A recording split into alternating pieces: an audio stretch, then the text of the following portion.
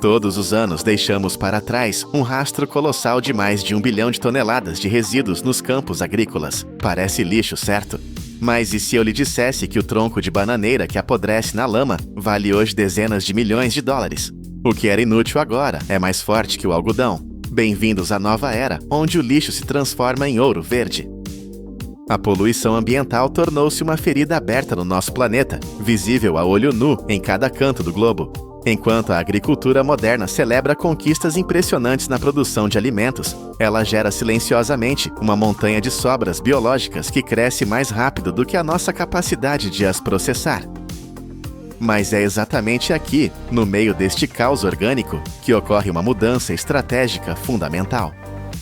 Centenas de milhões de toneladas de resíduos agrícolas entraram numa corrida frenética para se tornarem a base dos materiais sustentáveis do futuro. Hoje, vamos mergulhar numa realidade onde agricultores estão a transformar o que sobra da colheita em lucros verdes que valem bilhões. Vamos focar nas Filipinas, o berço de uma indústria que muitos desconhecem. Lá, a bananeira abacá não é cultivada pela fruta que comemos, mas exclusivamente pela sua fibra poderosa. Esta planta sustenta a vida de mais de 1 milhão de agricultores e trabalhadores rurais, cobrindo centenas de milhares de hectares. A cada ano, esta fibra injeta mais de 100 milhões de dólares americanos na economia local. E não é por acaso, esta fibra é reconhecida mundialmente como uma das mais duráveis, resistente à água e estrategicamente valiosa que a natureza já criou. Para extrair este tesouro, o processo começa no campo, sob o calor intenso dos trópicos, e exige uma precisão cirúrgica. Assim que os cachos de banana são colhidos, o relógio começa a contar. O tronco deve ser cortado imediatamente, no momento exato em que o teor de fibra atinge a sua qualidade ideal. Se esperarem demasiado, a oportunidade perde-se. É aqui que a força humana se torna insubstituível. Um único corte decisivo e preciso é o suficiente para derrubar um tronco que pesa dezenas de quilos. Pode parecer simples, mas nenhuma máquina moderna consegue substituir as mãos e a experiência dos agricultores nesta etapa crítica. Um erro mínimo no ângulo de corte ou no tempo de execução pode reduzir drasticamente a qualidade da fibra obtida, destruindo o seu valor comercial. Depois de derrubado, o tronco inteiro é carregado rapidamente em caminhões. A viagem até a instalação de pré-processamento deve ser feita o mais rápido possível.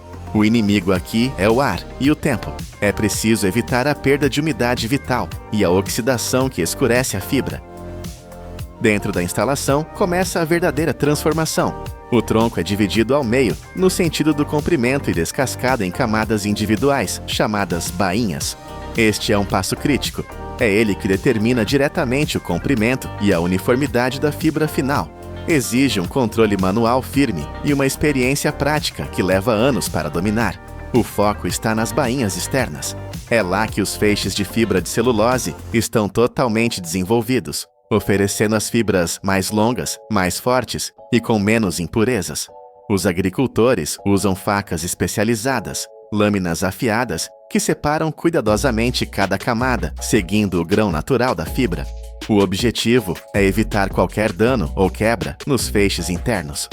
Apesar de todas as ferramentas modernas à nossa disposição, este passo permanece difícil de automatizar. As variações na espessura do tronco e na estrutura da fibra exigem o julgamento humano instantâneo, que nenhum robô possui.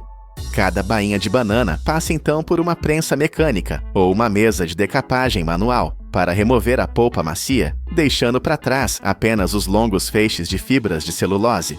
Movimentos de mão firmes e uma pressão controlada com precisão previnem que as fibras se partam. O resultado é uma fibra bruta, com uma cor de marfim característica, um branco sujo que brilha com potencial. Na prática, este trabalho está longe de ser fácil. O sentido de pressão do trabalhador, combinado com um ritmo consistente, é uma habilidade que os novatos demoram muito tempo a aprender. Após horas de processamento contínuo, temos feixes de fibras livres de seiva e mantendo todo o seu comprimento. Mas elas ainda estão úmidas e propensas a manchar se não forem tratadas prontamente. As fibras brutas são lavadas repetidamente com água limpa. Por vezes, são combinadas com enzimas biológicas suaves para remover a seiva e impurezas sem danificar a estrutura da fibra. Algumas instalações usam água morna para limpar melhor, ou aplicam tratamentos térmicos mais fortes para encurtar o tempo e reduzir custos. Finalmente, as fibras enfrentam o teste final da natureza, a secagem. Elas são secas sob a luz natural do sol, ou a baixas temperaturas, até atingirem níveis de umidade padrão. Este processo tipicamente leva pelo menos 2 dias. Nas Filipinas, Índia e Indonésia, as fibras são tradicionalmente estendidas em prateleiras de bambu ou estruturas de madeira elevadas sob o sol. Isso permite que sequem uniformemente, mantendo a sua cor clara e força. Uma vez secas, tornam-se leves, duráveis e flexíveis, prontas para a indústria. Dezenas de milhares de toneladas são coletadas e enviadas para fábricas têxteis. Lá dentro, a fibra crua passa pelo passo mais fundamental, a cardagem. Aqui, os feixes são soltos, endireitados e alinhados em paralelo. Fibras curtas e impurezas são removidas impiedosamente. Este processo padroniza o comprimento e a finura, criando uma base técnica sólida para a fiação. Depois, entram no sistema de fiação, onde são torcidas sob tensão e velocidade controladas. Raramente usada sozinha, a fibra de banana é misturada com algodão ou linho para aumentar a suavidade e a força. O resultado é um fio estável, enrolado em bobinas, pronto para se tornar tecido ou tapetes.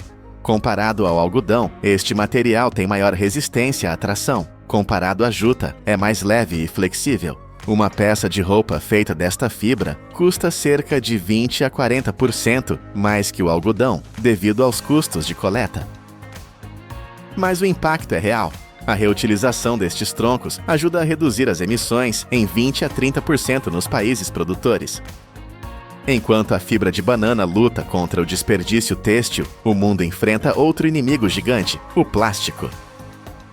Segundo as Nações Unidas, mais de 400 milhões de toneladas de plástico são descartadas a cada ano. Grande parte desse lixo persiste no ambiente por centenas de anos. A humanidade é forçada a procurar soluções, e o bambu surgiu como uma escolha líder, graças à sua renovabilidade rápida e alta durabilidade. Um dos itens mais falados hoje é a escova de dentes de bambu, mas não se pode usar qualquer bambu. Para produzir cabos de qualidade, o bambu selecionado deve ter estritamente entre 3 a 5 anos de idade. É nessa idade que a estrutura da fibra atinge a sua estabilidade máxima. Após a colheita, o bambu é transportado para a fábrica e cortado em seções moderadamente longas. Estas seções são divididas ao comprido em tarugos uniformes. Todo este processo de corte e divisão é automatizado usando serras industriais e sistemas de transporte, garantindo alta precisão e reduzindo o desperdício. Mas o bambu cru tem um problema. É doce. Ele é rico em amido e açúcar, o que atrai mofo e insetos. Por isso, o bambu é mergulhado numa solução biológica suave para remover esses açúcares naturais. Este passo é crítico para a durabilidade e segurança do produto. Depois de seco, o bambu está pronto para ser esculpido. Cada bloco é alimentado na máquina e cortado, contornado e arredondado, de acordo com moldes pré-definidos. Avanços nas máquinas. CNC e tecnologia de lixamento automatizado tornam este processo incrivelmente preciso e eficiente. O cabo ganha uma forma ergonômica que se encaixa perfeitamente na mão. Agora, a velocidade aumenta. A cabeça do cabo precisa de furos para as cerdas. Este passo é realizado usando máquinas de perfuração CNC de alta velocidade, capazes de produzir centenas de furos por minuto, com uma precisão quase perfeita. Graças a sensores avançados, a posição e a profundidade de cada furo são totalmente sincronizadas, garantindo qualidade em escala industrial. O próximo passo é a inserção das cerdas. Apesar de ser um produto ecológico, as cerdas ainda são feitas principalmente de nylon. É uma limitação necessária, pois o nylon oferece a melhor combinação de durabilidade e segurança para as gengivas. No entanto, comparado às escovas de plástico convencionais, o cabo de bambu biodegradável reduz significativamente o lixo. Após a inserção, um sistema automatizado apara e pule as cerdas, garantindo uma superfície suave. Uma vez completada, a escova recebe o logotipo da marca através de impressão a jato de tinta ou gravação a laser, garantindo marcações duradouras. Finalmente, as escovas são esterilizadas e inspecionadas antes de serem embaladas em materiais à base de papel, minimizando o uso de plástico até o fim. Começamos com um número assustador: 1 bilhão de toneladas de resíduos agrícolas. Mas hoje vimos como troncos de banana, antes deixados para apodrecer, geram milhões de dólares e reduzem emissões. Vimos o bambu substituir o plástico que sufocaria o planeta por séculos. A natureza não cria lixo, nós é que criamos. E agora, com a força das máquinas e a habilidade humana, estamos finalmente transformando problemas em soluções. O futuro é verde, e ele é construído com o que costumávamos jogar fora. Se você ficou impressionado com essa transformação, inscreva-se no canal para mais jornadas industriais. Imaginem uma indústria colossal, avaliada em mais de 4 bilhões de dólares, que depende de uma tecnologia com 800 anos de idade. Num mundo obcecado pela velocidade, a produção deste pó verde é um verdadeiro paradoxo de engenharia. Para obter apenas 30 gramas de produto final, uma quantidade menor do que a que cabe num único pacote de chá, uma maciça mó de pedra deve girar continuamente durante 1 hora inteira. Um erro de temperatura, um raio de luz indesejado, e todo o lote é destruído. Bem-vindos ao mundo oculto do matcha, uma jornada que começa ao desligar o sol e termina com uma paciência capaz de transformar folhas frágeis no ouro verde moderno. Como é que este processo lento sobreviveu à era industrial? Quando a maioria de nós segura um copo de papel com um latte verde brilhante, a nossa mente viaja imediatamente para o Japão. Visualizamos templos zen, cerimônias silenciosas e mestres de kimono. Mas a realidade industrial é muito mais complexa e surpreendente. Poucos sabem que este pó, hoje reverenciado como um tesouro nacional japonês, tem na verdade as suas raízes profundas na China vizinha. A história foi reescrita não por monges, mas pelo mercado. O verdadeiro ponto de viragem, o Big Bang do matcha, não aconteceu num mosteiro antigo, mas sim em 2007, quando a gigante Starbucks decidiu colocar o matcha latte no menu global. Naquele momento, algo sagrado foi transformado numa mercadoria de massa. O matcha saiu do silêncio dos templos para o barulho das ruas de Nova York e Londres. Hoje, estamos a falar de uma indústria que movimenta mais de 4 bilhões de dólares por ano. Mas aqui está o segredo que os rótulos não contam. Apesar de ser a alma do matcha, o Japão produz apenas cerca de 25% do volume global. O Japão focou-se na arte, no segmento ultra premium, onde 1 quilo pode custar milhares de dólares. O resto pertence aos gigantes industriais da China, que utilizam uma escala massiva e velocidades de produção que fariam um mestre de chá tradicional desmaiar. Enquanto os Estados Unidos importam mais de 1.000 toneladas por ano, a batalha pela qualidade é travada nos campos. E para entender por que o verdadeiro matcha custa tanto, precisamos de ir até lá, ao momento em que a agricultura declara guerra ao próprio sol. Tudo começa em abril, nas colinas enevoadas de Kyoto e Haiti. Se visitassem estes campos nesta época, veriam algo estranho. A paisagem verde desaparece, engolida pela escuridão. Milhares de hectares são cobertos por estruturas negras, como se a terra estivesse a ser escondida do céu. Isto é o sombreamento, um ritual obrigatório. Redes especiais são estendidas sobre as plantas para bloquear até 90% da luz solar. Não é apenas proteção, é manipulação biológica pura. Ao retirar a luz, forçamos a planta a entrar em pânico. Num modo de sobrevivência desesperado, a planta começa a bombear níveis extremos de clorofila para as folhas, tentando capturar qualquer raio de luz possível. É este estresse controlado que muda tudo. A planta deixa de produzir compostos amargos e começa a converter açúcares num aminoácido precioso chamado L-teanina. É a L-teanina que dá ao matcha aquele sabor umami, profundo, saboroso e doce. Se deixássemos o sol tocar nestas folhas, elas tornariam-se num chá verde comum, amargo e adstringente. Os agricultores tornam-se engenheiros de luz. Eles ajustam as redes manualmente, dia após dia, reagindo a cada nuvem e a cada mudança de temperatura. É um jogo de alto risco. Se removerem a sombra um dia antes, o sabor perde-se. Se deixarem um dia a mais, a planta pode enfraquecer demasiado. É este equilíbrio precário, mantido por semanas, que justifica o preço elevado do produto final. Mas quando as redes são finalmente retiradas, começa uma nova corrida contra o relógio. Assim que a sombra é levantada, o campo revela folhas de um verde quase neon, saturadas de nutrientes. Agora, a indústria divide-se em dois caminhos: a precisão das mãos humanas contra a força bruta das máquinas. Para o matcha de grau cerimonial, aquele usado pelos imperadores e monges, a colheita é uma operação cirúrgica. Trabalhadores experientes entram nos campos para apanhar apenas o topo da planta, as 2 ou 3 folhas mais jovens. Estas folhas são especiais. São macias, flexíveis e pobres em fibras duras. Aqui, os olhos não são suficientes. Os colhedores usam o tato. A ponta dos dedos sente a textura da folha, decidindo em milissegundos se ela é digna ou não. É um trabalho lento, exaustivo e incrivelmente caro. Mas o mundo moderno tem sede de matcha, e as mãos humanas não conseguem encher milhões de latas de refrigerante e bolos. É aqui que entram as máquinas. Para o matcha culinário, a indústria mobiliza a sua artilharia pesada. Em terrenos íngremes onde tratores não chegam, vemos ceifeiras portáteis operadas por 2 homens. Uma lâmina horizontal corta o topo dos arbustos numa única passagem, enquanto um aspirador nas costas suga as folhas para um saco.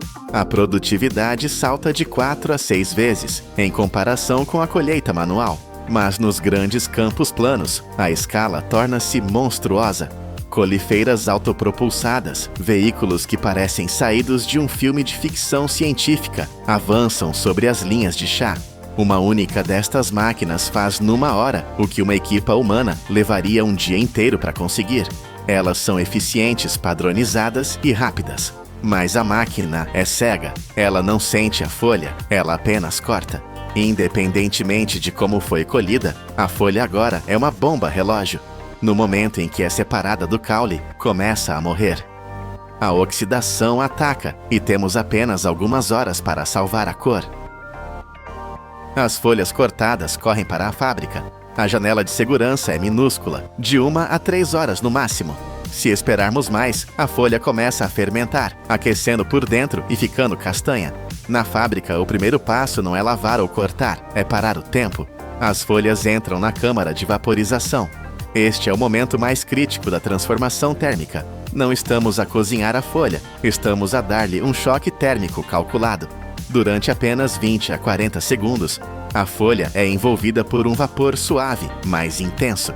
Este vapor não serve para limpar, serve para matar as enzimas. É um interruptor químico. O calor desativa a enzima que causa a oxidação. Imaginem morder uma maçã e deixá-la na mesa, ela fica castanha. O vapor impede que isso aconteça com o chá. Sem estes 20 segundos de vapor, não existiria matcha verde, existiria apenas chá preto. Além disso, o vapor elimina aquele cheiro forte de relva cortada, deixando apenas o aroma doce e vegetal. A folha sai da câmara ainda úmida, mas agora a sua cor vibrante está bloqueada, imortalizada. Mas agora temos outro problema: a água. A folha está encharcada e pesada. Precisamos de a transformar completamente. Aqui, o processo do matcha separa-se de todos os outros chás do mundo. Normalmente, o chá é enrolado e torcido para libertar sabor. Mas para o matcha, queremos o oposto. As folhas entram num túnel de vento quente, uma besta de secagem de múltiplos andares. A temperatura sobe para os 80 ou 100 graus Celsius. As folhas voam lá dentro, suspensas no ar, secando enquanto permanecem planas. Não há rolos para as esmagar. Elas devem permanecer abertas. O processo dura até 40 minutos, retirando a umidade lentamente para não queimar a clorofila preciosa. O que sai do forno é seco e quebradiço, mas ainda não é matcha. É uma mistura suja de folhas, caules, veias e pedaços de madeira. Para fazer o pó mais suave do mundo, precisamos de realizar uma cirurgia de separação. O material entra na refinaria. Aqui, uma sinfonia de máquinas usa vibração, peneiras e correntes de ar para separar o pesado do leve. O objetivo é implacável: eliminar tudo o que não seja a carne pura da folha. Os caules duros, fora. As veias fibrosas, fora. Se deixarmos passar um pedaço de caule, o pó final terá um sabor arenoso e amargo. Apenas os flocos mais leves e puros sobrevivem a este processo. O resultado chama-se tencha. É a alma do matcha, purificada e pronta. Estes flocos são cortados em pedaços uniformes, criando um confete verde. Agora estamos prontos para a fase final, a fase onde a engenharia moderna se curva perante a física da pedra. Chegamos ao coração da fábrica. O barulho dos motores e ventiladores desaparece. Entramos numa sala climatizada, silenciosa, onde fileiras de objetos cilíndricos giram hipnoticamente. Estas são as mós de granito. Num mundo onde a eficiência é medida em toneladas por hora, esta sala é um desafio à lógica. A tecnologia aqui é basicamente a mesma há 800 anos. 2 pedras pesadas, esculpidas à mão com ranhuras precisas. A pedra de cima gira sobre a de baixo. Por que usar pedra na era do titânio e do laser? A resposta é o calor. Se usássemos moinhos de metal industriais de alta velocidade, o atrito geraria tanto calor que queimaria o chá. O verde brilhante tornaria-se amarelo e o sabor doce transformaria-se em cinza amarga. A pedra é fria e a pedra é lenta, incrivelmente lenta. As mós giram a apenas 30 a 60 rotações por minuto. É mais lento que o ponteiro dos segundos do vosso relógio. Esta lentidão é o segredo. Ela tritura as folhas em partículas microscópicas, medidas em microns, sem aquecer o produto. O resultado desta paciência é chocante para qualquer gerente de fábrica moderno. Uma mó inteira, a trabalhar sem parar, produz apenas 30 a 40 gramas de pó numa hora. 30 gramas. É o suficiente para fazer apenas algumas chávenas de chá. Imaginem a escala necessária para alimentar o mundo. Para produzir as toneladas que a Starbucks e os supermercados exigem, são necessárias salas com centenas, milhares destas mós a girar dia e noite. É uma força industrial feita de milhares de pequenas lentidões. O pó que sai das bordas da pedra é tão fino que se comporta como fumo. Dissolve-se na água instantaneamente, criando aquela espuma rica que conhecemos. O produto final é agora mais valioso do que o ouro, mas também mais frágil do que vidro. O matcha em pó tem 3 inimigos mortais que estão à espera para o matar: a luz, a umidade e o oxigênio. Se deixarmos este pó exposto ao ar, ele oxida e morre em questão de horas. A linha de embalagem é a última fronteira de defesa. Para o Matcha Premium, usam-se latas de metal herméticas, seladas a vácuo ou com azoto, criando um cofre impenetrável. É a única forma de garantir que o consumidor, do outro lado do mundo, sinta o mesmo sabor que o mestre de chá no Japão. Para o mercado de massas, máquinas ultra rápidas enchem milhões de pequenos pacotes stick para lattes instantâneos.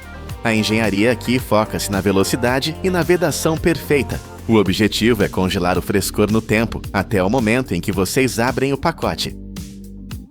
Esta é a jornada incrível do matcha. Começamos nas colinas escuras, onde enganamos a natureza para criar sabor.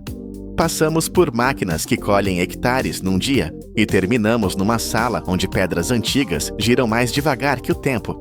Numa era onde tudo é instantâneo, o matcha é uma lição de resistência. Cada grama deste pó representa uma hora de trabalho de uma pedra de granito. É a prova de que, mesmo na indústria moderna, há coisas que não podem ser apressadas. Da próxima vez que beberem aquele gole verde e sentirem a energia, lembrem-se, vocês não estão apenas a beber chá. Estão a beber o resultado de uma batalha épica entre a biologia, a engenharia e o tempo. E o vencedor, felizmente, está na vossa chávena. Você imagina o oceano como um lugar de paz e silêncio? Esqueça! Sob as ondas existe uma linha de montagem brutal que nunca para. A cada ano, a humanidade arranca das águas mais de 180 milhões de toneladas de frutos do mar. Isso não é sorte de pescador, é uma guerra industrial onde a inteligência humana desafia a fúria da natureza. Prepare-se para ver como transformamos o caos selvagem em um negócio global de precisão absoluta. Nossa jornada começa com o desafio mais perigoso de todos, a caçada ao predador supremo dos mares, o tubarão. Antigamente, usavam-se muralhas de redes com quilômetros de extensão, mas essas armadilhas de aço eram indiscriminadas e cruéis com o ecossistema. Hoje, a indústria mudou. Os pescadores modernos transformaram o convés em um campo de batalha de alta precisão, usando um método chamado espinhel. Isso exige força bruta e nervos de aço. O segredo não é apenas a força, é a tecnologia invisível. Dispositivos que emitem sons de baixa frequência, imitando perfeitamente o movimento de peixes feridos para atrair os tubarões direto para a armadilha. É uma luta pela dominância entre o homem e a fera. Assim que o tubarão morde a isca, a operação muda de caça para processamento industrial instantâneo. Em navios modernos não há tempo a perder. O tubarão é neutralizado no convés e submetido a um procedimento técnico rigoroso. Injeções de água do mar gelada ou gelo são aplicadas diretamente nas guelras e na cavidade corporal. Isso não é apenas para resfriar, é para parar o tempo biológico. Esse choque térmico preserva o frescor máximo da carne, garantindo que o produto chegue ao porto como se tivesse acabado de sair da água, mesmo após dias no mar. Enquanto o mar aberto é um cenário de combate, nas águas costeiras do Sudeste Asiático, a engenharia transformou a pesca em uma ciência de laboratório. Aqui, gigantes são criados em gaiolas marinhas massivas, longe da costa. Estamos falando da garoupa, um peixe titânico que pode atingir de 20 a 30 quilos. Quando a época da colheita chega, não há espaço para erros. As redes gigantes são estreitadas lentamente, forçando esses monstros dourados para o centro. Quando eles emergem das profundezas, seus corpos firmes e escamas douradas brilham sob o sol, parecendo metal precioso vivo. O cuidado aqui é obsessivo. Os pescadores operam com movimentos rápidos, mas cirúrgicos, usando redes macias especializadas para levantar cada peixe gentilmente da água. Por que tanta delicadeza com um gigante de 30 quilos? Porque um único arranhão nas escamas pode destruir seu valor de mercado. Assim que saem da rede, eles não são jogados no gelo. Eles são colocados em tanques com água do mar oxigenada, mantendo-os vivos, saudáveis e calmos até chegarem à terra firme. No convés, a equipe monitora a temperatura e a salinidade como cientistas, garantindo que cada espécime seja um troféu perfeito após 2 anos de cultivo contínuo. Agora vamos para as águas geladas do norte do Japão e da Coreia do Sul, onde a colheita parece algo de outro mundo. Quando a temperatura do mar se estabiliza entre abril e maio, começa a extração do abacaxi do mar. Em fazendas altamente mecanizadas, a colheita opera como uma linha de montagem futurista flutuando no oceano.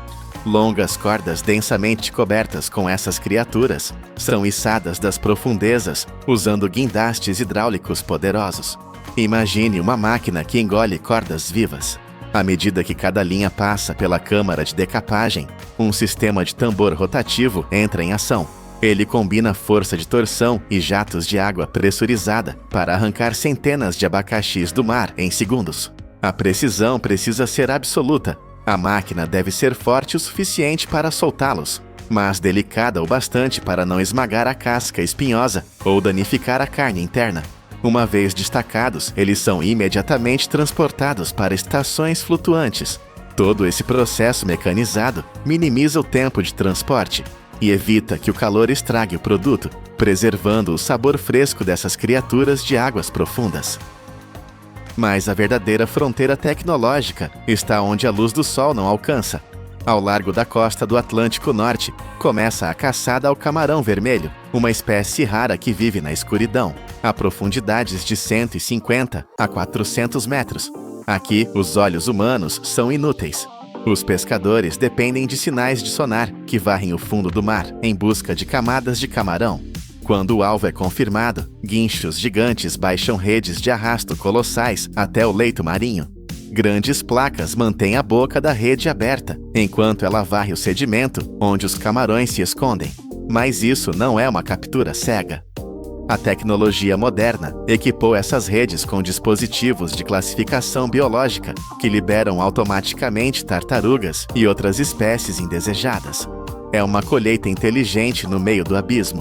Após horas de arrasto, as redes sobem, pesadas e inchadas com o sucesso da caçada. Assim que os camarões vermelho-rosa atingem o convés, o sistema automatizado assume o controle. Eles são lavados, classificados e, o mais impressionante, submetidos a um congelamento instantâneo a 40 graus Celsius negativos. Do fundo do mar até o congelamento total, tudo acontece em poucos minutos. Essa velocidade extrema trava a qualidade, mantendo a textura firme como se o camarão ainda estivesse vivo no fundo do oceano. Saindo do fundo gelado para a superfície agitada do Atlântico, a regra do jogo muda. Aqui, a chave para o sucesso é a velocidade pura. Estamos falando da pesca da cavala. Funciona como uma armadilha invisível. Quanto mais rápido a rede se fecha, menor a chance de fuga. Quando a linha final é puxada, ela age como um laço de aço se fechando. Dezenas de toneladas de cavalas são cercadas, formando uma massa prateada que agita a água violentamente, criando uma espuma branca de pânico e energia. O som é ensurdecedor. Guindastes hidráulicos rugem, içando essa carga viva e despejando-a diretamente em porões de congelamento profundo. O choque térmico é imediato. Os peixes entram em tanques mantidos a 22 graus Celsius negativos. Não há processamento lento aqui. É uma operação de volume e força bruta, onde toneladas de peixe são convertidas em carga congelada em questão de minutos. Mas nem toda pesca é sobre volume. Existe uma caçada que é como jogar roleta russa com o oceano. Estamos falando do baiacu, ou peixe fugu. Pegar atum exige velocidade, cavala exige redes grandes, mas pegar baiacu é como manusear explosivos em um convés escorregadio. Cada movimento flerta com o perigo em meio a ventos congelantes. A aposta começa com a isca. O baiacu é incrivelmente exigente. Os pescadores não podem usar qualquer coisa. Eles precisam de cavala, recém-pescada, cortada em cubos perfeitos e salgada. Se o óleo da isca estiver rançoso, o baiacu nem chega perto.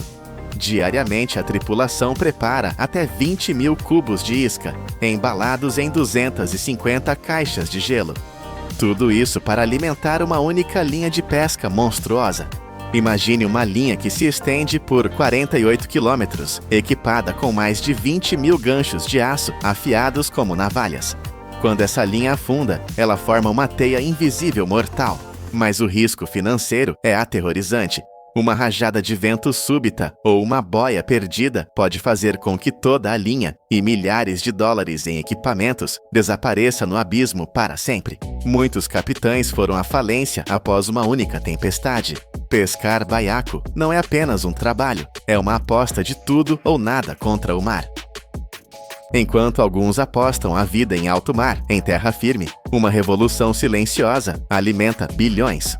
Com uma produção anual de mais de 6 milhões de toneladas, a tilápia se tornou o frango da aquicultura global. Nas águas quentes da Ásia e da América Latina, a escala é alucinante. Quando chega a hora da colheita, não se usam varas de pescar. Usam-se bombas de peixe especializadas e redes de cerco gigantescas. A superfície da água ferve com o movimento de dezenas de milhares de peixes sendo conduzidos para o centro. A equipe trabalha em sincronia perfeita, fechando o cerco. O movimento precisa ser rápido para evitar fugas, mas suave o suficiente para não quebrar barbatanas ou machucar a pele. Uma vez capturados, esses peixes não vão para caixas de gelo comuns. Eles são transferidos para caminhões-tanque aerados, verdadeiras cabines de primeira classe sobre rodas. Dentro desses tanques, a temperatura e o oxigênio são controlados por computador, mantendo os peixes vivos e saudáveis durante a viagem até a fábrica.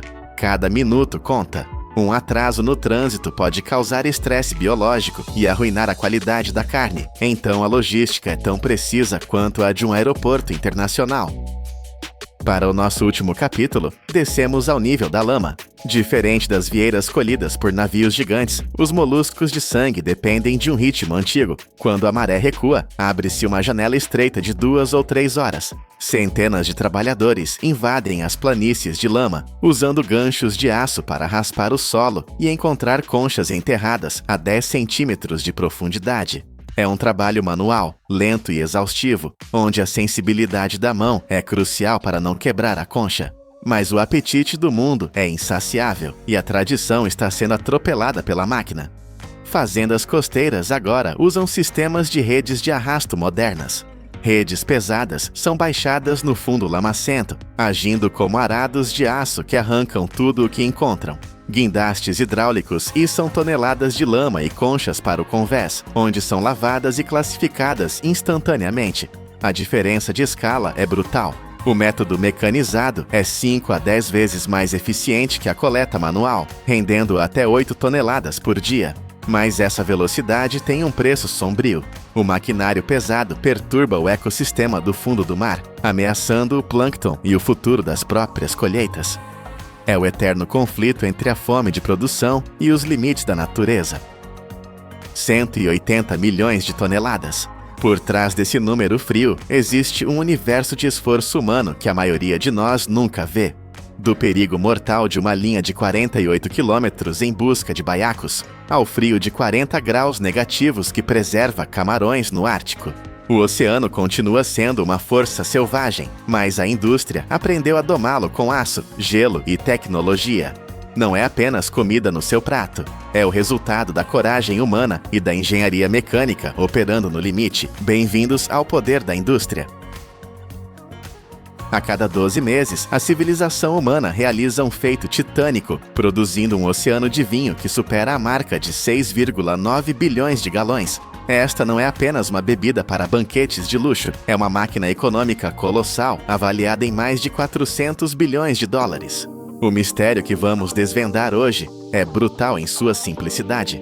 Como um único cacho de uvas, que vale apenas alguns dólares na videira e apodreceria em dias, é transformada em um ativo que pode custar dezenas de milhares de dólares e durar séculos. Bem-vindos à alquimia industrial. A nossa jornada começa nos vastos campos da Califórnia, Washington e Oregon, onde o sol doura intermináveis fileiras de videiras. Aqui, entre o final do verão e o início do outono, ocorre uma mobilização que lembra uma operação militar. A natureza dita o prazo, mas é a engenharia pesada que executa a missão. Em grandes vinhedos comerciais, a imagem romântica de camponeses colhendo uvas manualmente foi substituída por monstros mecânicos de alta precisão. Estas não são simples ferramentas agrícolas, são colheitadeiras avançadas, cujo preço pode variar de 75 mil a mais de 500 mil dólares por unidade. O valor é alto, mas a aposta é ainda maior. Estas máquinas são a única maneira de lidar com a escala massiva necessária para alimentar o mercado global. Imagine estar ao lado de uma dessas bestas de aço enquanto ela avança sobre as fileiras. O chão treme. A máquina não corta a planta, ela a domina. Utilizando barras vibratórias sofisticadas e mecanismos de agitação, a colheitadeira envia ondas de choque controladas através da videira. A frequência é calculada perfeitamente, forte o suficiente para fazer com que as uvas maduras se soltem do caule, mas delicada o bastante para não ferir a estrutura da planta ou romper a casca da fruta. É uma demonstração de força bruta, aplicada com a delicadeza de um cirurgião. Assim que as uvas se desprendem, elas não tocam o chão. Elas caem em um sistema de correias transportadoras integrado que as leva imediatamente para grandes compartimentos de coleta. Mas a eficiência não para por aí. Enquanto a máquina ruge pelo campo, colhendo dezenas de acres em um único dia, um sistema de triagem interno já está trabalhando. Ventiladores e grades separam folhas, galhos e detritos das frutas preciosas antes mesmo que elas saiam do vinhedo. A tecnologia substituiu centenas de mãos humanas, permitindo que as uvas sejam colhidas no pico exato de maturação, seja dia ou noite. Quando os compartimentos estão cheios, braços hidráulicos levantam a carga e a despejam em reboques robustos, que transportam toneladas de frutas frescas para a próxima etapa. A corrida contra o tempo começou. A partir do momento em que a uva sai da videira, ela começa a morrer. A missão da indústria é capturar sua alma antes que isso aconteça. Os caminhões chegam à vinícola descarregando montanhas de uvas tintas e brancas. O ar fica pesado com o cheiro doce e terroso da fruta. Aqui, a fruta entra na zona de transformação violenta. Primeiro, qualquer impureza que tenha sobrevivido ao campo é removida em correias vibratórias que sacodem a carga incessantemente. Em seguida, as uvas encontram a desengaçadeira. Esta máquina tem um objetivo singular: arrancar as uvas de seus caules remanescentes. Os caules são amargos e indesejados. Eles são descartados sem piedade. O que resta é a fruta pura, pronta para ser esmagada. Entramos agora na fase de trituração. Para o vinho tinto, este é um processo visualmente dramático. As uvas são pressionadas suavemente, rompendo as cascas e liberando o suco. Mas, e este é um detalhe crucial, as cascas e as sementes não são filtradas. Elas permanecem no suco. É nesta mistura caótica, que lembra um rio de lava rubi, que residem a cor profunda, o sabor complexo e os taninos que darão estrutura ao vinho. Nada é desperdiçado. Cada átomo de sabor é extraído à força. Esta massa líquida é bombeada para gigantescos tanques de aço inoxidável, verdadeiros reatores químicos onde ocorre a magia da fermentação. O suco não é apenas armazenado, ele é transformado. Leveduras, sejam naturais ou adicionadas, iniciam um frenesi biológico, devorando os açúcares da uva e convertendo-os em álcool. O calor gerado por esta reação é intenso e precisa ser monitorado constantemente para não cozinhar o vinho.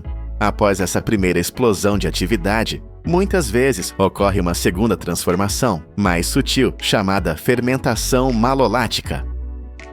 Aqui, o ácido málico, que é áspero e agressivo, é convertido em ácido lático, mais suave. É a diferença entre morder uma maçã verde azeda e beber um copo de leite cremoso. A ciência doma a natureza selvagem do suco, preparando-o para o teste final de paciência. O rugido das máquinas e o borbulhar dos tanques dão lugar a um silêncio quase religioso.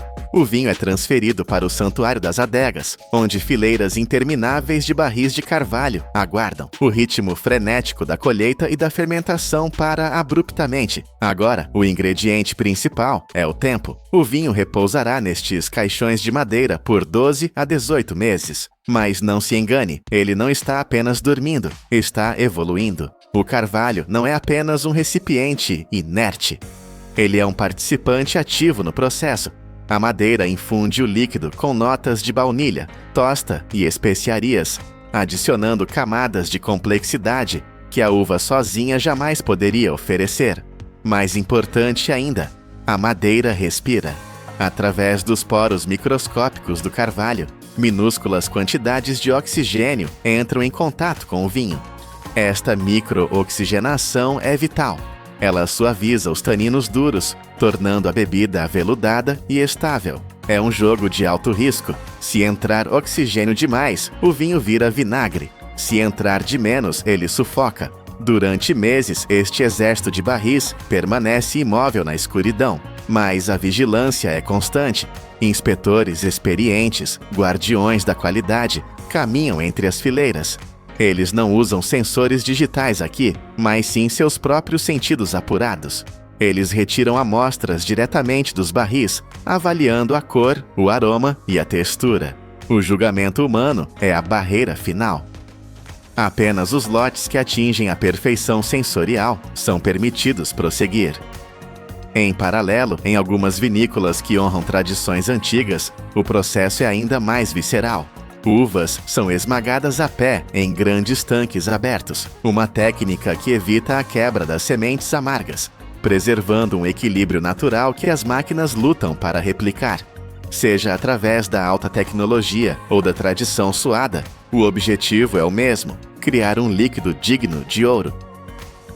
No entanto, nem toda uva está destinada a se tornar vinho. Existe um universo paralelo na indústria, onde o destino da fruta é decidido não pela fermentação, mas pela estética e pelo sol. Para as uvas de mesa, aquelas que você compra no supermercado para comer frescas, as máquinas brutais de $500 mil são proibidas. A aparência é tudo. Um único arranhão ou uva esmagada pode desvalorizar um lote inteiro.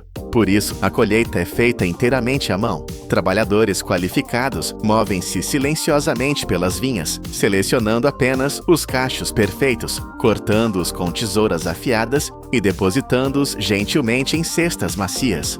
O valor aqui é definido pela perfeição visual e pela origem. Uma caixa de 18 libras de uvas pretas, sem sementes vinda do Peru, pode ser vendida por cerca de 48 a 55 dólares e 50 centavos, competindo ferozmente com as safras da Califórnia. Após a colheita, estas uvas viajam em esteiras acolchoadas em instalações de embalagem refrigeradas, onde a velocidade se alia à delicadeza para garantir que a fruta chegue crocante ao outro lado do mundo. Mas há um terceiro destino, talvez o mais fascinante de todos: a mumificação solar. Falo das passas. Para criar este produto, a indústria utiliza a maior fonte de energia disponível no sistema solar, o próprio Sol. As uvas verdes, escolhidas por sua casca fina e alto teor de açúcar, não são colhidas quando maduras. Elas são deixadas na videira para morrer lentamente. Sob o calor escaldante, a água evapora e os açúcares se concentram, transformando a fruta suculenta em uma joia de energia concentrada. Quando o processo de secagem natural termina, a mecanização retorna com força total. Máquinas especializadas sacodem as videiras secas, fazendo chover passas sobre bandejas macias. O produto recolhido é levado para a fábrica, mas ele vem do campo sujo. Ele precisa ser purificado. As passas passam por unidades vibratórias que expulsam galhos e terra, seguidas por lavagens intensivas com água. E então a alta tecnologia assume. O produto passa por secadores industriais e entra na zona de classificação óptica. Lasers e câmeras escaneiam milhares de passas por segundo, detectando qualquer imperfeição de cor ou tamanho. Um jato de ar preciso dispara contra qualquer defeito, removendo-o da linha em um piscar de olhos.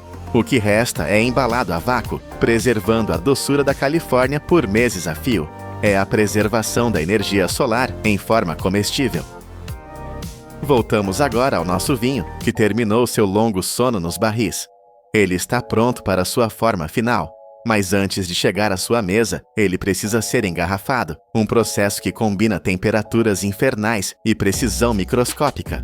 As garrafas de vidro nascem em fornos que operam a temperaturas superiores à lava vulcânica, moldadas a partir de areia derretida. Elas chegam à linha de engarrafamento estéreis e famintas. Em uma dança mecânica de alta velocidade, as garrafas marcham por correias transportadoras. Bicos de enchimento de precisão descem e injetam o vinho com exatidão milimétrica. Não pode haver erro. Uma gota a mais é desperdício, uma a menos é fraude. Imediatamente após o enchimento, ocorre o selamento. Rolhas de carvalho ou cortiça são comprimidas e forçadas para dentro do gargalo por máquinas poderosas. Este é o momento crítico. A rolha deve vedar perfeitamente o líquido, protegendo o investimento de anos contra o oxigênio destruidor. Para vinhos premium, a rolha de carvalho é um símbolo de status, um toque final de elegância orgânica em um produto industrial. Finalmente, a garrafa recebe sua identidade. Rótulos detalhados são aplicados, contando a história da safra, da região e da variedade. Braços robóticos empilham as caixas em paletes, criando torres de vidro e líquido prontas para cruzar oceanos. Começamos esta história com um fruto frágil pendurado sob o sol, vulnerável e barato. Terminamos com um produto robusto, capaz de viajar o mundo e envelhecer por décadas.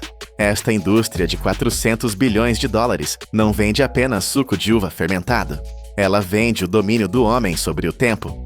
Cada vez que você ouve o som de uma rolha sendo puxada, lembre-se, você não está apenas abrindo uma bebida. Você está liberando anos de trabalho, a força de máquinas gigantescas e a paciência silenciosa de uma indústria que aprendeu a transformar a natureza em arte. Imaginem mover uma montanha inteira, 99 milhões de toneladas de terra e rocha, usando apenas as próprias mãos, sem uma única máquina. Este esforço titânico não foi para construir um túmulo para reis, como as pirâmides de Gizé, mas para fazer algo ainda mais impossível: ressuscitar uma terra morta. Numa região onde as florestas desapareceram e a água evaporou, agricultores sem dinheiro e sem tecnologia realizaram o maior feito de engenharia ecológica do século. Como é que um país devastado pela fome conseguiu trazer 106 mil acres de floresta de volta à vida sem plantar uma única árvore? A resposta desafia tudo o que sabemos sobre a natureza. Para entender o tamanho deste milagre, precisamos voltar ao momento em que o inferno desceu à Terra. A Etiópia, localizada nas terras altas da África Oriental, nem sempre foi o deserto poeirento que vimos nos noticiários dos anos 80. Houve um tempo em que este lugar era conhecido como o Jardim da África. Florestas densas e vibrantes cobriam mais de 60% do território, e rios profundos alimentavam uma das regiões mais férteis do continente. Mas numa espiral de destruição que parece um filme de terror, esse paraíso entrou em colapso. Em apenas algumas décadas, a Etiópia perdeu mais de metade das suas florestas. Chegamos a 1982, e o cenário era apocalíptico. A cobertura florestal tinha caído para uns míseros 3%. De 77 mil milhas quadradas de verde, restavam apenas 12 mil. Onde antes havia vida, agora só existia uma crosta dura e seca. Mas as florestas não desapareceram por magia. Foram empurradas para o abismo pela pressão humana. Árvores centenárias foram cortadas para lenha, e florestas inteiras foram queimadas para criar campos agrícolas desesperados. Quando as árvores sumiram, a terra perdeu a sua pele protetora. Sem raízes para segurar o solo, a capacidade de reter água desapareceu.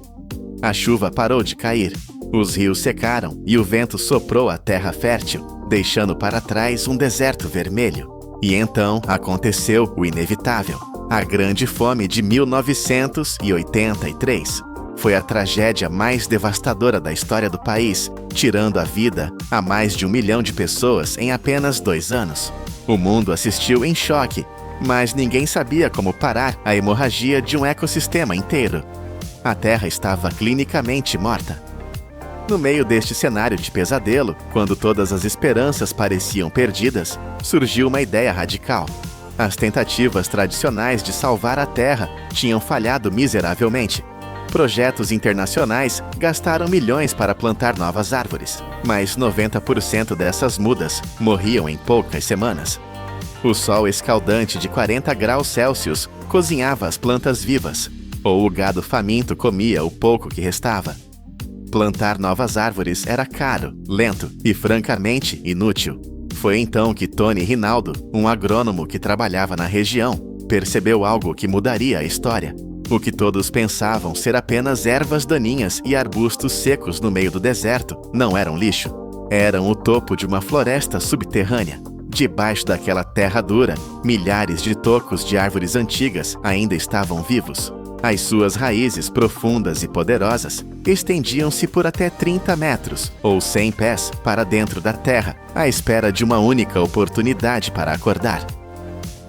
A natureza não estava morta. Estava apenas adormecida, à espera de um sinal. O segredo não era trazer novas plantas de viveiros distantes, mas usar uma simples faca de poda. O método chamado de regeneração natural gerida pelo agricultor, ou FMNR, era chocantemente simples. Em vez de plantar, os agricultores escolheram os tocos existentes, podaram os ramos fracos e protegeram os 3 ou 4 troncos mais fortes. Sem a necessidade de água extra ou fertilizantes caros, essas árvores antigas usaram os seus sistemas de raízes massivos para disparar em direção ao céu. Mas havia um problema: mesmo com raízes profundas, nada cresce sem água, e a água tinha fugido daquela terra há muito tempo. Para trazer a água de volta, os habitantes de Humbo tiveram de se tornar engenheiros geográficos. Eles não tinham tratores, não tinham gasóleo e não tinham fundos do governo. O que eles tinham eram pás velhas, picaretas e uma vontade de ferro.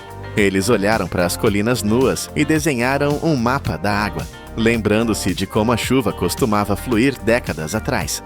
Começou então uma das maiores operações manuais da história da agricultura. Homens e mulheres carregaram pedras pesadas sob o sol abrasador para construir milhares de pequenas barragens e terraços. Eles moveram 99 milhões de toneladas de solo. Parem para pensar nesse número. É o peso equivalente a centenas de arranha-céus, movido balde por balde, pedra por pedra. O objetivo era mudar a física do terreno. Eles construíram lagoas de infiltração e valas de contorno para capturar a chuva. Quando a chuva caía, em vez de criar enxurradas de lama que lavavam o solo, a água encontrava barreiras.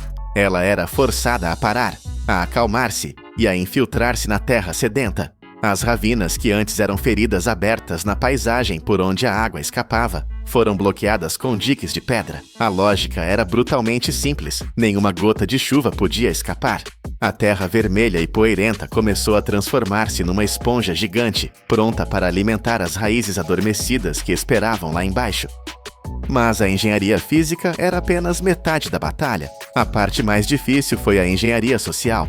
Para que a floresta voltasse, a comunidade teve de tomar uma decisão dolorosa: proibir o gado de pastar livremente nas colinas.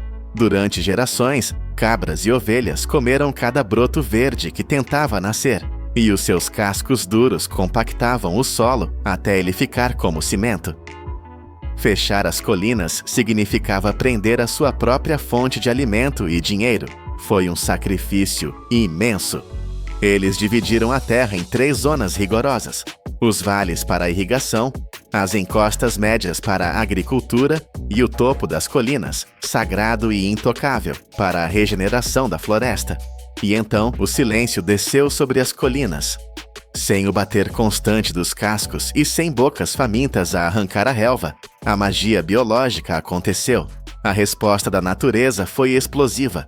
Em apenas uma estação chuvosa, a vegetação voltou com uma fúria verde. Onde antes havia apenas pedra nua, arbustos densos começaram a cobrir o solo. Em 5 anos, a cobertura vegetal nas áreas protegidas aumentou 200%. A disciplina de ferro dos aldeões tinha comprado o tempo que a natureza precisava. A umidade da manhã começou a durar o dobro do tempo, criando um microclima fresco que atraiu insetos, que por sua vez atraíram pássaros que não eram vistos ali há décadas. A cadeia da vida estava a ser reconstruída, elo por elo. E então, o impossível aconteceu. A água voltou, não trazida por caminhões-cisterna ou canos de plástico, mas brotando da própria terra. Lembrem-se das 13 nascentes naturais da região, que tinham secado completamente, existindo apenas na memória dos anciãos. Graças às novas árvores e aos terraços de pedra, a água da chuva infiltrou-se profundamente no solo, recarregando os aquíferos subterrâneos. 6 dessas 13 nascentes mortas começaram a jorrar água cristalina novamente. E não foi um evento temporário. Elas fluem agora durante todo o ano. Imaginem o choque de uma criança que cresceu no pó, vendo um riacho correr pela sua aldeia pela primeira vez na vida. Os leitos secos dos rios transformaram-se em correntes suaves, depositando lodo fértil nas margens. A água aprendeu a ficar. As mulheres que antes caminhavam horas intermináveis sob o sol apenas para encher um jarro de água barrenta, agora tinham fontes limpas perto de casa. A vida doméstica mudou da noite para o dia. Este milagre hidráulico provou que a terra não estava morta, estava apenas desidratada. Ao curar o solo, eles curaram o ciclo da água. E isto não é apenas uma história bonita sobre natureza, é uma revolução econômica. A água trouxe dinheiro. Com o solo úmido e fértil, a produção agrícola disparou 85%. O rendimento médio das famílias aumentou 76%. As pessoas deixaram de depender de ajuda alimentar estrangeira e começaram a vender os seus próprios produtos. Onde antes havia fome, agora há colmeias a produzir mel, madeira a ser colhida de forma sustentável e até créditos de carbono vendidos às Nações Unidas. A floresta tornou-se um banco, gerando juros compostos em forma de vida. E o modelo de rumbo explodiu fronteiras. O que começou com 106 mil acres na Etiópia, espalhou-se como um incêndio positivo por toda a África. No Níger, usando este mesmo método simples de faca e pedra, mais de 12 milhões de acres de deserto foram transformados em terras produtivas. No Burkina Faso, colinas estéreis são agora florestas densas que alimentam milhões. É a prova definitiva de que não precisamos de tecnologia de ponta para salvar o planeta. Precisamos de escalabilidade, simplicidade e respeito pelos sistemas naturais. Voltamos à pergunta que iniciou esta jornada: é possível criar uma floresta sem plantar uma árvore? A resposta está gravada na paisagem da Etiópia. 99 milhões de toneladas de terra movidas à mão não construíram um monumento de pedra fria, mas sim a fundação para o futuro da vida na Terra. Debaixo dos nossos pés, muitas vezes, a solução já existe. Raízes antigas, sementes adormecidas e ciclos de água esquecidos estão apenas à espera que paremos de lutar contra eles e comecemos a trabalhar com eles. A natureza não precisa que a reinventemos, ela só precisa de espaço para respirar e lembrar-se do que costumava ser. De um deserto de pó vermelho a um oásis de ouro verde, esta é a prova do poder da indústria humana quando alinhada com a força da terra.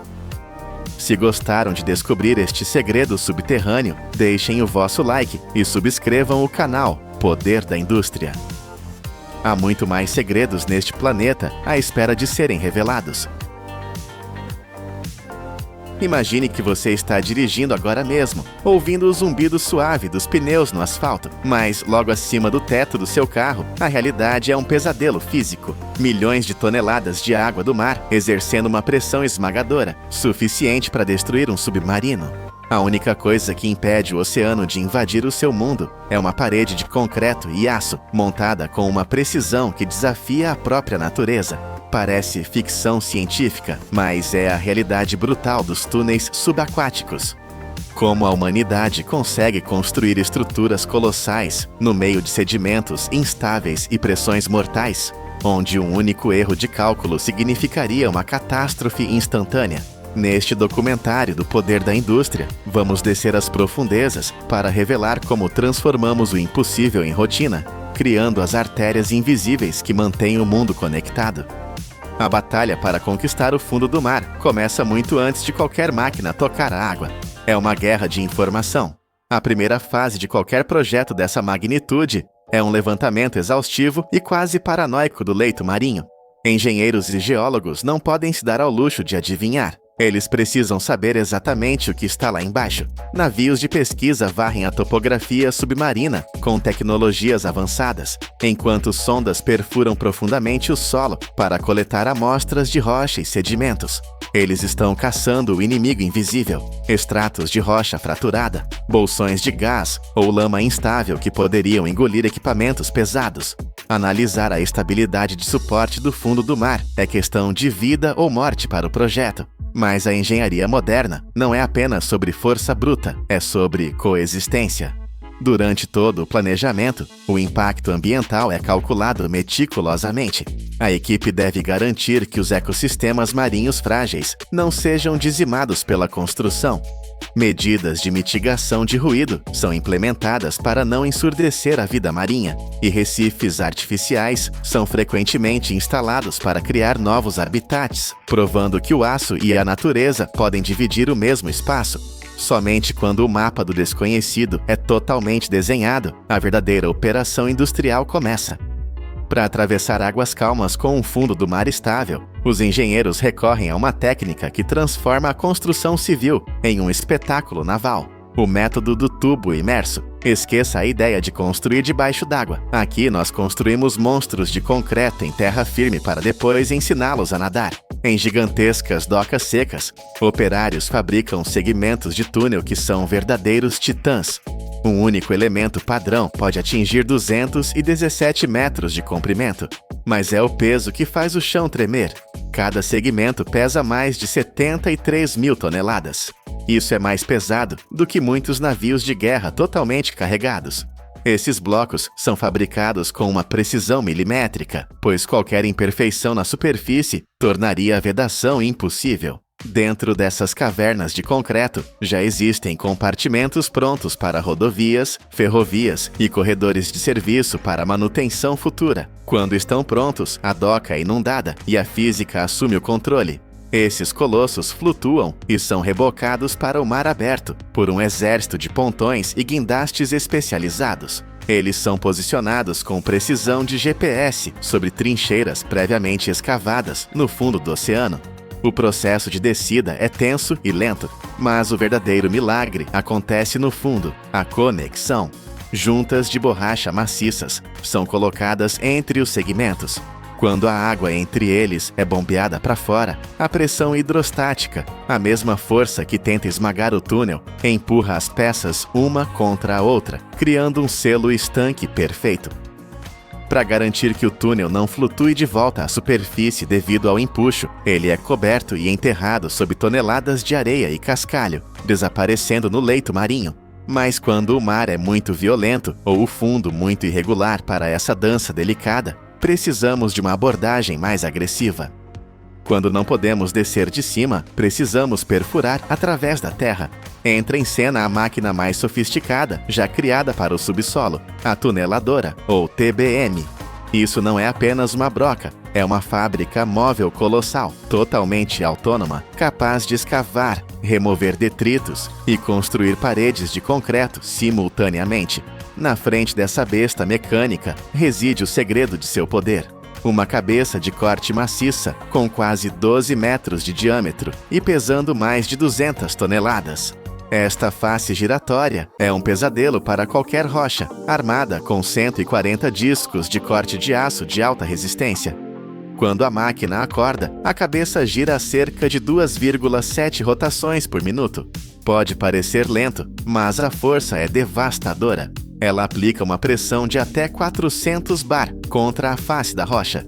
Isso é força suficiente para pulverizar granito sólido em segundos.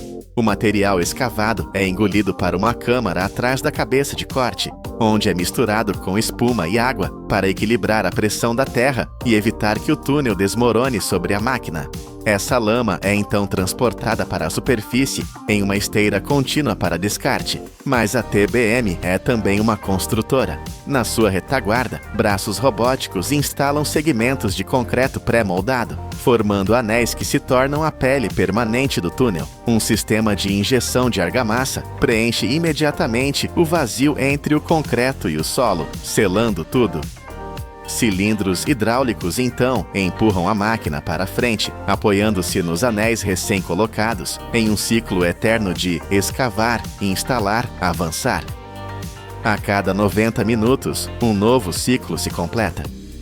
Operando 24 horas por dia, essa máquina avança cerca de 20 metros diariamente, criando ordem a partir do caos geológico. Mas até mesmo esse gigante tem seus limites. Quando a rocha é dura demais para os dentes de aço, a engenharia volta à força bruta dos explosivos. Em lugares onde a geologia é implacável e a rocha é dura demais para as máquinas, a solução é a energia química pura, o método de perfuração e detonação. É um processo lento, perigoso e que exige nervos de aço. Tudo começa com a perfuração de dezenas de furos precisos na face da rocha, seguindo um padrão geométrico calculado por computadores.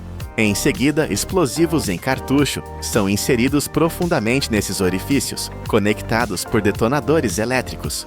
Não é uma explosão aleatória, é uma demolição controlada. Os detonadores são cronometrados em sequências de milissegundos para quebrar a rocha de forma eficiente, minimizando vibrações que poderiam danificar a estrutura. A segurança é paranoica. Todos os sistemas de ventilação são desligados para que a onda de choque não os destrua e a resistência elétrica de cada fio é testada. Quando o comando de fogo é dado, a terra treme. Cada detonação consome entre 80 e 100 kg de explosivos, avançando o túnel cerca de 1,5 metro por vez. Após a explosão, há um silêncio tenso de 20 minutos para ventilar a fumaça tóxica, antes que os humanos possam entrar para inspecionar e remover os escombros. Repetindo isso de 9 a 18 vezes por dia, o túnel avança na base da explosão. No entanto, debaixo d'água, esse método é arriscado. As ondas de choque podem matar a vida marinha e as vibrações podem causar rachaduras fatais nas rochas, permitindo a entrada do mar. Por isso, ele é usado apenas quando absolutamente necessário. Mas e se não pudermos explodir e nem usar a TBM? Quando a tecnologia de ponta falha e a força bruta é perigosa demais, resta a escavação tradicional, um testemunho da persistência humana. Muitas vezes, isso começa com a construção de um poço vertical profundo, uma garganta que desce da superfície até o nível do túnel. Esse poço é a única conexão com o mundo exterior. usado para baixar máquinas, materiais e trazer os trabalhadores de volta à luz do dia. Lá embaixo, em solos traiçoeiros, operários usam ferramentas de corte hidráulicas montadas em braços mecânicos para raspar a terra camada por camada. É um processo mais lento que a detonação, mas infinitamente mais seguro, pois evita vibrações que poderiam causar o assentamento do solo acima. A regra de ouro aqui é o suporte imediato. Assim que a terra é exposta, ela é coberta com concreto projetado e reforçada com arcos de aço pesados, malhas de metal e parafusos de rocha longos que pregam as camadas de solo umas nas outras. Mas o maior desafio é invisível: a pressão. O equilíbrio entre a pressão do ar dentro do túnel e a pressão da água fora deve ser perfeito. Se esse equilíbrio for quebrado, a água do mar invadirá com uma fúria incontrolável, inundando quilômetros de trabalho. Equipes de manutenção monitoram bombas de drenagem e sistemas de ar 24 horas por dia, mantendo a catástrofe sob controle. Quando o concreto seca e o aço é fixado, o túnel deixa de ser uma obra e se torna uma máquina viva de transporte. A segurança é projetada em cada metro. Muitos túneis modernos são construídos com 2 níveis, duplicando a capacidade de tráfego sem precisar cavar mais largo. Os carros podem viajar a constantes 60 km por hora, protegidos por um sistema de segurança redundante. Saídas de emergência estão posicionadas a cada 200 metros, oferecendo uma rota de fuga rápida em caso de incêndio. Antes de abrir ao público, o túnel passa por testes brutais de resistência à pressão, impermeabilização e ventilação. Mas a vigilância nunca termina. Centenas de sensores eletrônicos agem como o sistema nervoso do túnel, monitorando temperatura, umidade, vibração e pressão em tempo real. Eles enviam dados para uma sala de controle, onde engenheiros podem detectar o menor sinal de fadiga estrutural, muito antes de se tornar um problema. E para manter essa artéria limpa, veículos especializados com jatos de água de alta pressão percorrem o túnel periodicamente, removendo sedimentos e garantindo que os sistemas de drenagem nunca falhem. É essa combinação de força bruta e cuidado delicado que permite que essas estruturas durem décadas. Lá nas profundezas, onde a luz do sol é apenas uma memória e a pressão esmagaria um ser humano, nós construímos o futuro. O que antes eram barreiras intransponíveis, oceanos, baías, rios, agora são apenas caminhos de aço e inteligência. Cada metro desses túneis subaquáticos é mais do que concreto. É um monumento à coragem humana e à recusa em aceitar limites. Nós transformamos o fundo do mar em uma estrada segura. Se você ficou impressionado com a magnitude dessa engenharia e quer continuar descobrindo como a tecnologia molda o nosso mundo, deixe seu like e inscreva-se no canal Poder da Indústria. A inovação nunca dorme e nossa jornada está apenas começando.